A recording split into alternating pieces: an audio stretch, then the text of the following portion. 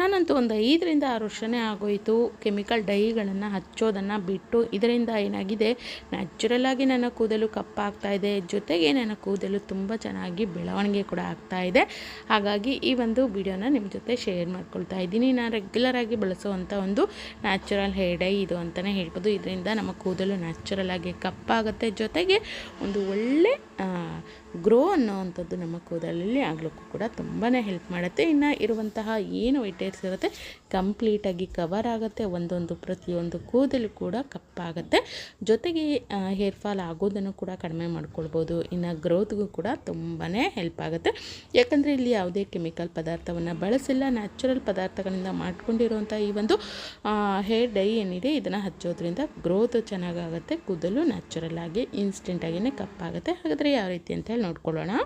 ನೋಡಿ, ಈ ಒಂದು ನ್ಯಾಚುರಲ್ ಹೇರ್ ಗ್ರೋತ್ ಜೊತೆಗೆ ಕೂದಲನ್ನು ಕಪ್ಪಾಗಿಸುವಂಥ ಒಂದು ನ್ಯಾಚುರಲ್ ಡೈಯನ್ನು ನಾವು ಮನೆಯಲ್ಲೇ ಮಾಡ್ಕೊಳ್ಳೋದಕ್ಕೆ ನಾನಿಲ್ಲಿ ತೊಗೊಳ್ತಾ ಇದ್ದೀನಿ ಅರಿಶಿಣದ ಪೌಡರು. ಹೌದು, ನಾವು ಮನೆಯಲ್ಲೇ ಬಳಸುವಂಥ ಅರಿಶಿಣದ ಪೌಡ್ರ್ ಏನಿರುತ್ತೆ ಅದರಿಂದನೂ ನಮ್ಮ ಕೂದಲನ್ನು ನಾವು ಆರಾಮಾಗಿ ಕಪ್ಪಾಗಿಸ್ಕೊಳ್ಬೋದು. ಇನ್ನು ನೀವು ಅಡುಗೆಗೆ ಬಳಸ್ತಿರಲ್ಲ ಆ ಒಂದು ಅರಿಶಿನ ಏನಿರುತ್ತೆ ಅದರ ಬದಲಾಗಿ ಕಸ್ತೂರಿ ಅರಿಶಿನ ಅಂಥೇಳಿ ಅಂಗಡಿಗಳಲ್ಲಿ ಸಿಗುತ್ತೆ.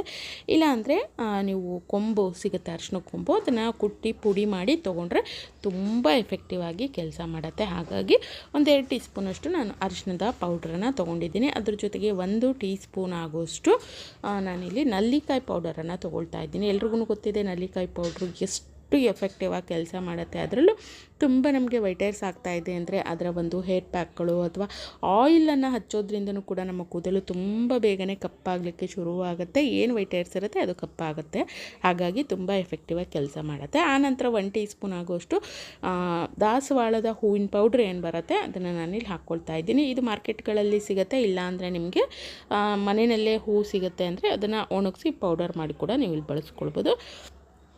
ಈ 3 ಏನು ಪದಾರ್ಥ ಇದೆ ಅದನ್ನು ಮಿಕ್ಸ್ ಮಾಡ್ಕೊಂಡಿದ್ದೀನಿ. ಮಿಕ್ಸ್ ಮಾಡ್ಕೊಂಡಿರೋವಂಥದ್ದನ್ನು ನಾವು ಗ್ಯಾಸ್ ಮೇಲೆ ಇಟ್ಕೊಂಡು ಲೋ ಫ್ಲೇಮಲ್ಲಿ ಇಟ್ಕೊಳ್ಬೇಕು. ಮೀಡಿಯಮ್ ಟು ಲೋ ಫ್ಲೇಮಲ್ಲಿ ಇಟ್ಕೊಂಡು ಈ ರೀತಿ ಚೆನ್ನಾಗಿ ಅದನ್ನು ಬಿಸಿ ಮಾಡ್ತಾ ಹೋಗಬೇಕು. ಇದರ ಕಲರ್ ಏನಿರುತ್ತೆ ಕಂಪ್ಲೀಟಾಗಿ ಚೇಂಜ್ ಆಗುತ್ತೆ, ಕಂಪ್ಲೀಟಾಗಿ ಕಪ್ಪಾಗೋವರೆಗೂ ನಾವಿಲ್ಲಿ ಇದನ್ನು ಈ ರೀತಿಯಾಗಿಯೇ ಬಿಸಿ ಮಾಡ್ತಾ ಹೋಗಬೇಕು. ನೋಡಿ, ಈ ರೀತಿಯ ಕಪ್ಪಾಗುತ್ತೆ. ಯಾವುದೇ ರೀತಿಯ ಹೆನ್ನ ಬೇಡ, ಇಂಡಿಗೋ ಬೇಡ, ಏನೂ ಬೇಡ ಕಣ್ರಿ. ಇದೊಂದು ಮಿಶ್ರಣ ಇತ್ತು ಅಂದರೆ ನಮ್ಮ ಕೂದಲನ್ನು ಆರಾಮಾಗಿ ಕಪ್ಪಾಗಿಸ್ಕೊಳ್ಬೋದು. ಎಲ್ಲದಕ್ಕಿಂತ ಎಫೆಕ್ಟಿವ್ ಆಗಿದ್ದು ಕೆಲಸ ಮಾಡುತ್ತೆ. ಇದು ಸ್ವಲ್ಪ ತಣ್ಣಗಾಗಬೇಕು. ತಣ್ಣಗಾದಮೇಲೆ ನೋಡಿ ನಾನು ತೋರಿಸ್ತಾ ಇದ್ದೀನಿ, ಇಷ್ಟು ಕಪ್ಪಾಗಬೇಕು. ಈ ರೀತಿ ಕಪ್ಪಾದಮೇಲೆ ಇದಕ್ಕೆ ನೀವು ಎಳ್ಳೆಣ್ಣೆನಾದರೂ ಹಾಕ್ಕೊಳ್ಬೋದು ಅಥವಾ ಸಾಸಿವೆ ಎಣ್ಣೆನಾದರೂ ಹಾಕ್ಕೊಳ್ಬೋದು, ಇಲ್ಲ ಕೊಬ್ಬರಿ ಎಣ್ಣೆನಾರ ಹಾಕ್ಕೊಳ್ಬೋದು. ನೀವು ಬಳಸುವಂಥ ರೆಗ್ಯುಲರಾಗಿ ಬಳಸುವಂಥ ಆಯಿಲನ್ನು ಹಾಕ್ಕೊಳ್ಳಿ. ಸ್ವಲ್ಪ ಪ್ರಮಾಣದಲ್ಲಿ ಎಣ್ಣೆ ಹಾಕ್ಬಿಟ್ಟು ಚೆನ್ನಾಗಿ ಇದನ್ನು ಕಲಿಸ್ಕೊಳ್ಬೇಕಾಗತ್ತೆ. ಕಲಿಸ್ಬಿಟ್ಟು ಇದನ್ನು ಹತ್ತತ್ರ 2ರಿಂದ 3 ಗಂಟೆನಾದರೂ ಹಾಗೆಯೇ ರೆಸ್ಟ್ ಮಾಡಲಿಕ್ಕೆ ಬಿಡಬೇಕು. ಅಥವಾ ನಾವು ಹಿಂದಿನ ದಿನ ರಾತ್ರಿ ಕಲಸಿ ಮಾರನೇ ದಿನನಾದರೂ ಹಚ್ಕೊಳ್ಬೋದು. ನೋಡಿ, ನಾನು ಮಾರನೇ ದಿನ ಬೆಳಗ್ಗೆ ಇದನ್ನು ತೋರಿಸ್ತಾ ಇದ್ದೀನಿ. ಕಲಸಿ ಇದನ್ನು ಹಾಗೆಯೇ ಇಟ್ಟಿರಬೇಕು. ಮಾರನೇ ದಿನ ಇದನ್ನು ಬಳಸ್ಕೊಳ್ಳೋದ್ರಿಂದ ಏನಾಗುತ್ತೆ, ತುಂಬ ಚೆನ್ನಾಗಿ ಬಣ್ಣ ಅನ್ನೋವಂಥದ್ದು ಬರುತ್ತೆ, ಜೊತೆಗೆ ಒಂದು ಒಳ್ಳೆ ಬಣ್ಣ ನಮ್ಮ ಕೂದಲಿಗೆ ಹಿಡಿಲಿಕ್ಕೆ ಕೂಡ ತುಂಬಾ ಹೆಲ್ಪ್ ಆಗುತ್ತೆ. ನೀವೇನು ಇಂಡಿಗೋ ಹಚ್ಚಿದಾಗ ಕಪ್ಪಾಗುತ್ತೆ ಅಥವಾ ಹೆನ್ನ ಹಚ್ಚಿದಾಗ ಕೂದಲು ಒಂಚೂರು ಬಣ್ಣ ಚೇಂಜ್ ಆಗುತ್ತೆ, ಖಂಡಿತ ಆ ರೀತಿ ಆಗೋದಿಲ್ಲ. ಕಂಪ್ಲೀಟಾಗಿ ಕಪ್ಪಾಗುತ್ತೆ, ಅದು ಕೂಡ ಇನ್ಸ್ಟೆಂಟಾಗಿಯೇ ಕಪ್ಪಾಗುತ್ತೆ, ಒಂದೇ ಬಾರಿಗೇ ಕಪ್ಪಾಗುತ್ತೆ. ಅಷ್ಟು ನಾನಂತೂ ಇದನ್ನು ರೆಗ್ಯುಲರಾಗಿ ಬಳಸ್ತಾನೇ ಇದ್ದೀನಿ. 1 ತಿಂಗಳಿಗೆ ಒಮ್ಮೆನಾದರೂ ನಾನು ಇದನ್ನು ಖಂಡಿತವಾಗ್ಲೂ ಹಚ್ಕೊಳ್ತೀನಿ. ಇದರಿಂದ ಏನಾಗಿದೆ, ನಾನು ಹತ್ತತ್ರ ಒಂದು 5ರಿಂದ 6 ವರ್ಷ ಆಗೋಯಿತು ನ್ಯಾಚುರಲ್ಲಾಗಿಯೇ ಇದರಿಂದನೇ ನನ್ನ ಕೂದಲನ್ನು ಕಪ್ಪಾಗಿಸ್ಕೊಳ್ತಾ ಇದ್ದೀನಿ. ಯಾವುದೇ ಕೆಮಿಕಲ್ ಡೈಗಳನ್ನು ಬಳಸ್ತಾ ಇಲ್ಲ.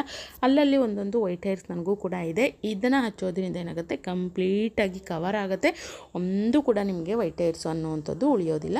ನೋಡಿ, ಈ ರೀತಿ ನೀವು ಯಾವ ರೀತಿ ಡೈ ಹಚ್ಕೊಳ್ತೀರೋ ಅದೇ ರೀತಿಯಾಗಿ ಕೂದಲನ್ನು ಬುಡದಿಂದ ಹಿಡಿದು ತುದಿವರೆಗೂ ಚೆನ್ನಾಗಿ ಇದನ್ನು ಹಚ್ಕೊಳ್ಬೇಕು.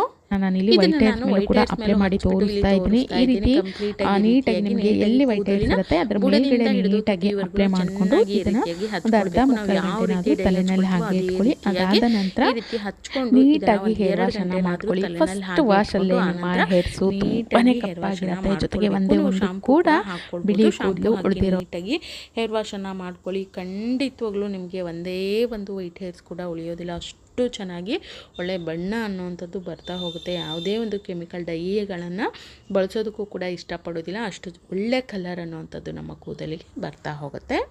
ಚಿಕ್ಕ ಏಜಿಗೆ ವೈಟ್ ಹೇರ್ಸ್ ಆಗಿಬಿಟ್ಟಿರುತ್ತೆ. ಆದರೆ ಅದನ್ನು ಕಪ್ಪಾಗಿಸ್ಕೊಳ್ಳೋದಕ್ಕೆ ಕೆಮಿಕಲ್ ಡೈಗಳನ್ನು ಹಚ್ಚುತ್ತಾ ಇರ್ತೀವಿ. ಆದರೆ ಈ ರೀತಿ ನ್ಯಾಚುರಲ್ ಹೋಮ್ ಮೇಡ್ ಹೇರ್ ಡೈಗಳನ್ನು ಬಳಸೋದ್ರಿಂದ ಒಳ್ಳೆ ಬಣ್ಣ ಕೂಡ ಬರುತ್ತೆ, ಯಾವುದೇ ಒಂದು ಸೈಡ್ ಎಫೆಕ್ಟ್ಸ್ ಕೂಡ ಆಗೋದಿಲ್ಲ. ಖಂಡಿತ ಇದನ್ನು ನೀವು 1-2 ಬಾರಿ ಹಚ್ಚಿ ನೋಡಿ, ಒಳ್ಳೆಯ ರಿಸಲ್ಟು ನಿಮಗೆ ಖಂಡಿತ ಸಿಗುತ್ತೆ. ವಿಡಿಯೋ ಇಷ್ಟ ಆಗಿತ್ತು ಅಂದರೆ ಲೈಕ್ ಮಾಡಿ, ಶೇರ್ ಮಾಡಿ, ತಪ್ಪದೇ ಸಬ್ಸ್ಕ್ರೈಬ್ ಮಾಡಿಕೊಂಡು ವಿಡಿಯೋನ ನೋಡಿ. Thank you.